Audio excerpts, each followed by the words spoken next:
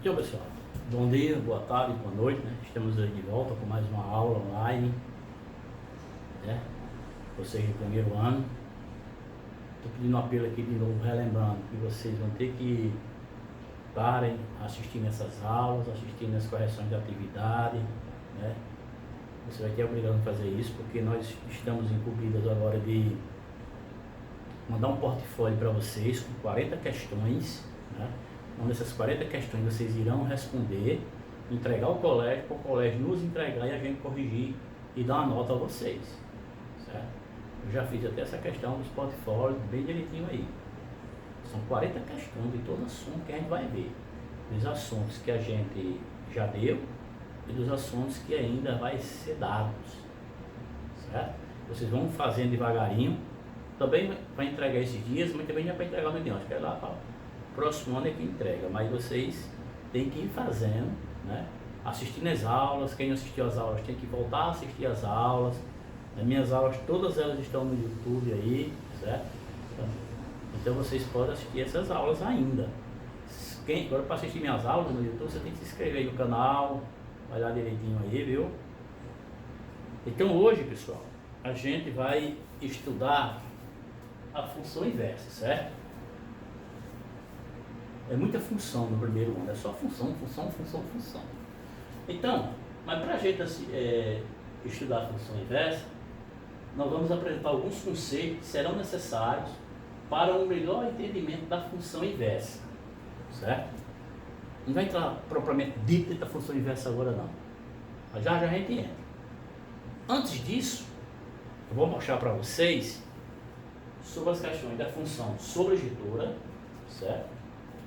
A gente vai entender o que é a função sobrejetora, uma função injetora e a função bijetora.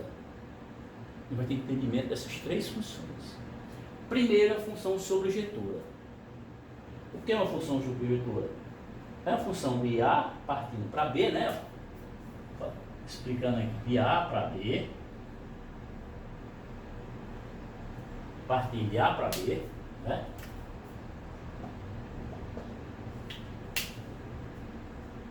É sobrejetora quando, para qualquer y, como eu disse a vocês, o conjunto de chegada é y, e o conjunto de partida é quem? X. Para cada elemento de y, para cada elemento que pertence a y, né, para cada i pertencente a b, sempre temos um a, partindo de um a, para chegar lá. Tá, ok, o f de x a gente escreve que pode ser esse y, né, f de x igual a y, e quando a imagem for igual ao conjunto b. Para ser uma função bijetora, essa função, a sua imagem, tem que ser igual a B. Certo?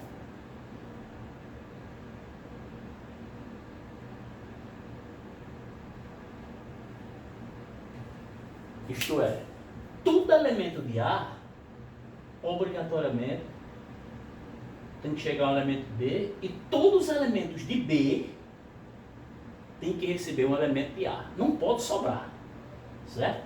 Não pode sobrar elemento em B, porque ele está dizendo aqui que a imagem tem que ser igual ao conjunto B, certo? Quer ver? Vamos só dar um exemplo aqui para a gente ver aqui. Ó. Eu tenho aqui 1, 2, 3, 4. Eu tenho aqui 3, 4, 5, 6. Então, ó, esse vai para esse. Esse vai para esse. Esse vai para esse. E esse vai para esse.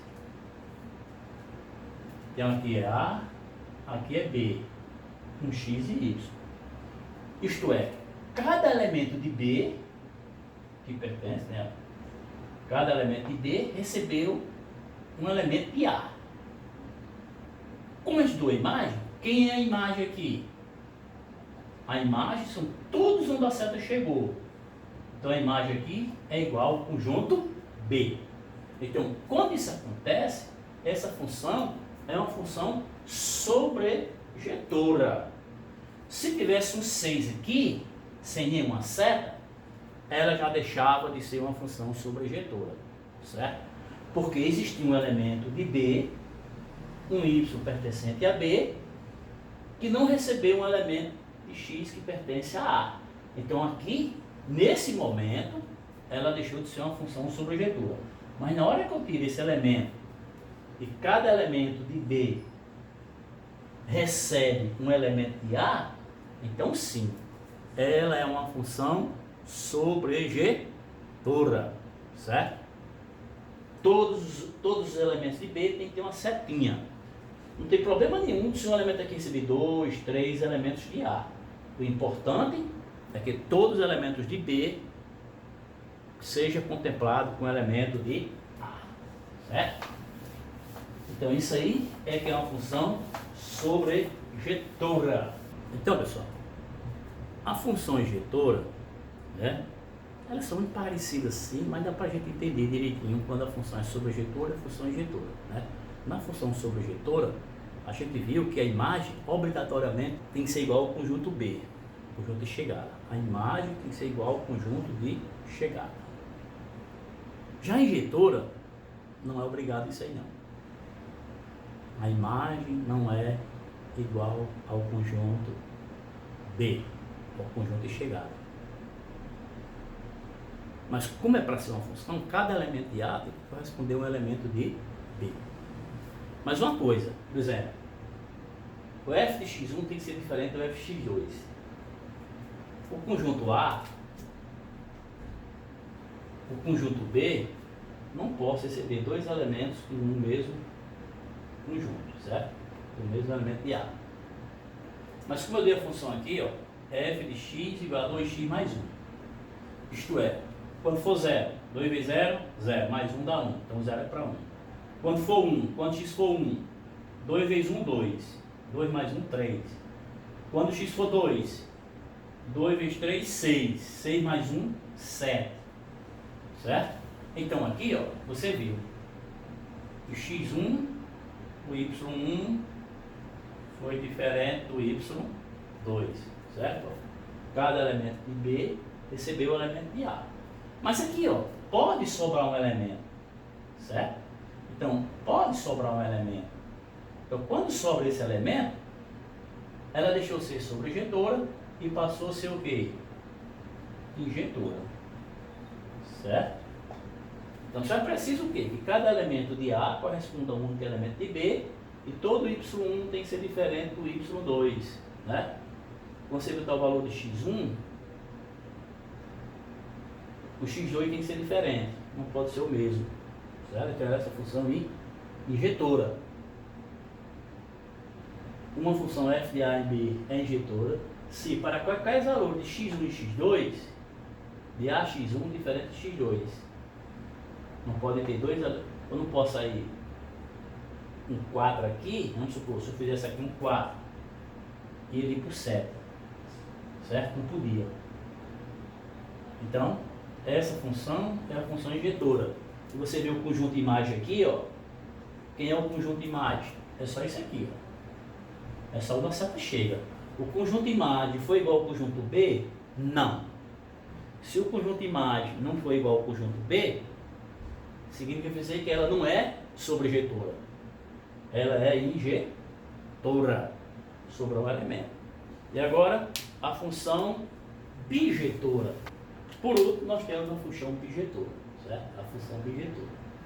Uma função f de A, isto é, de A partindo para B, é bijetora se essa função ela for sobrejetora e injetora ao mesmo tempo. Certo? Então, para ela ser sobrejetora é o quê? Conjunto imagem tem que ser igual ao conjunto B. E para ser injetora ela é o quê? Cada elemento de A corresponde a um elemento de B. Então, ele deu a função aqui. H de x igual a x menos 3. Aí deu o exemplo aqui, ó. Vamos supor, se x for 7, o 7 vai para onde? 7 menos 3, 4. Se o x for 8, 8 menos 3 dá quem? 5. Se x for 9, 9 menos 3 dá quem? 6. Se x for 10, 10 menos 3 dá quem? 7. Então, o conjunto imagem da função foi igual a quem? O conjunto B. O conjunto mágico foi igual a B. Se isso acontece, ela é o quê? Sobrejetora. Agora, só saiu uma seta de cada elemento de A.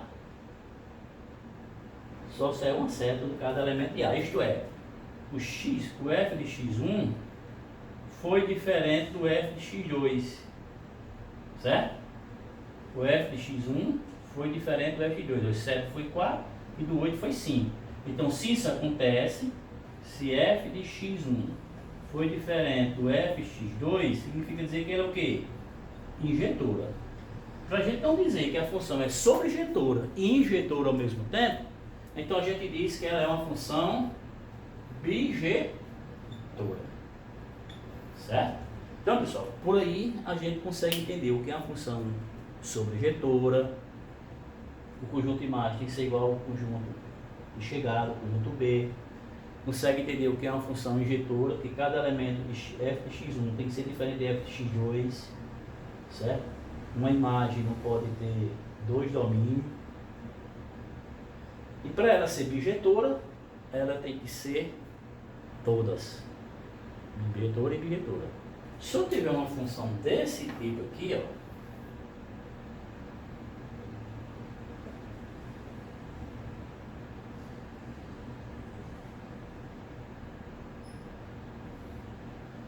ela é uma função. Ela não é sobrejetora. Por que ela não é sobrejetora? Porque o conjunto imagem não foi igual ao conjunto B. Certo? Está aqui, ó. Ela não é sobrejetora. Porque sobrou elementos aqui em A. Então ela não é sobrejetora. Ela é injetora? Não. Ela não é injetora porque houve dois elementos que teve a mesma que? Imagem. Ela é uma função. Mas nem é injetora e nem sobrejetora. Se não é injetora nem sobrejetora, muito menos bijetora. Porque para ser bijetora, tem que ser injetora e sobrejetora ao mesmo tempo. Certo? Então aqui é uma função sim. Só que ela não é injetora nem sobrejetora. Certo? Vamos agora para a função inversa. Então, vamos lá. Como eu já falei a vocês, né, que a gente tem que tentar falar sobre aquelas funções, passar a falar, para a gente entender função inversa, tem que entender função bijetora, função sobrejetora, injetora e bijetora, né? Então, dada a função bijetora f de A em B, chamamos a função inversa de f, a função f menos 1, quando quiser colocar a função inversa, a gente vai colocar f de menos 1. E vocês observam que a função aqui era de A para B. Quando você faz a função inversa, troca de B para A. Você troca o x pelo y, certo? O conjunto era daqui para lá, agora vem de lá para cá agora, certo? A função é de B para A, que é o conjunto A, que é o conjunto B. O conjunto de ida, então o conjunto de volta é o conjunto inverso, você inverter, certo? Então, de f da função f de B, está o quê? Para todo x pertencente a A e y pertencente a B, temos f de x igual a f de menos 1, aí trocou x pelo y, tá vendo? É igual a x. Vamos dar um exemplo aqui. F de x igual a x na terceira. Calcule sua função inversa se existir. Realmente, aqui é uma função bijetora, porque tanto valor. Se você colocar 1 na terceira, vai ser quem? 1. Menos 1 na terceira vai ser menos 1. Então, o 1 vai dar menos 1. Então, 1 vai para o 1 e o menos 1 vai para o menos 1. Isto é uma função bijetora. Então, ela existe. Se ela existe, então se eu tenho f de x igual, se eu tenho aqui f de x igual a x na terceira, é a mesma coisa de y igual a x na terceira. Para eu calcular a inversa, é só trocar o quê? O y pelo x, ou x pelo y. Então, se aqui é y, então fica x. Aqui é x, fica y. Então, aqui é f de menos 1. Certo? Então, a f de menos 1, a função inversa é essa daí. Então, você trocar a função inversa. Vou dar outro exemplo aqui.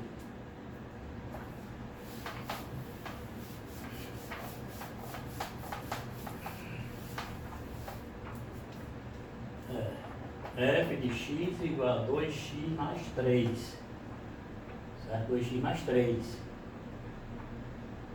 No conjunto integral aí. Eu vou calcular f de menos 1. Ele quer f de menos 1. Quem é esse de menos 1? Então, y é igual a 2x mais 3. É só você trocar o x pelo y. Quem é trocando x pelo y? Porque x igual a 2y mais quem? Mais 3. Então isso aqui é f de quem? De menos 1. Certo? Então aqui quando eu digo m de x igual a x menos 5, calcular outro exemplo aqui. Vai ficar y igual a x mais 5 sobre 3. Ele quer que você calcule a inversa. Quem é a função inversa? De x. Quem é a função inversa de x aqui? É só você o quê? Trocar o y pelo x. Então, x é igual a y mais 5 sobre 3. Aí depois tem que trazer o y de volta para cá, viu? Então fica 3x multiplicado aqui. Estou multiplicando meus pelos extremos. 1 vezes y mais 5 dá y mais 5. X vezes 3, 3x. Então y é igual a 3x menos 5. Então f de menos 1 de x vai ser igual a quem? 3x menos 5. Então essa aí é a função inversa. Essa função aqui é a inversa dessa daqui. Ó. Outro exemplo aqui.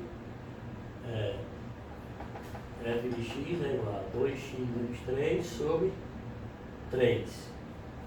Entendeu? Que é a função inversa. A função inversa de x. Quem é? Eu vou pegar essa função aqui e vou escrever assim. Y é igual a 2x menos 3 sobre 3. E trocar. Onde tiver y eu coloco x. E onde tiver x eu coloco quem? Y. Então como é que fica? X igual a 2y menos 3 sobre 3. Ó. Eu troquei o x pelo y e o y pelo x e o x pelo y. Agora é só organizar, trazer o y de volta. Então, você vai multiplicar assim, ó. 1 vezes 2y menos 3, 2y menos 3 igual a 3x. Então 2y igual a 3x mais 3. Para deixar o y só aqui, ó, divide por 2. Então fica y igual, esse 2 com esse 2 corta, 3x mais 3 sobre 2. Então quem é f de menos 1 de x? É 3x mais 3 sobre 2, certo? Então quem é a função inversa? Quando ele tem esse f de menos 1, porque ele quer exatamente a função inversa, certo? Então pessoal, a nossa atividade aí é a página 77, somente 40 e 41.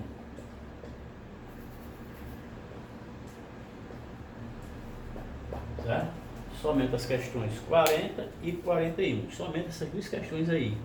Porque tem A, B, C, D, E, tem até a F. Então fica muito grande. Então nossa atividade aí é a página 77, questões 40 e 41. Valeu aí, obrigado e até a próxima.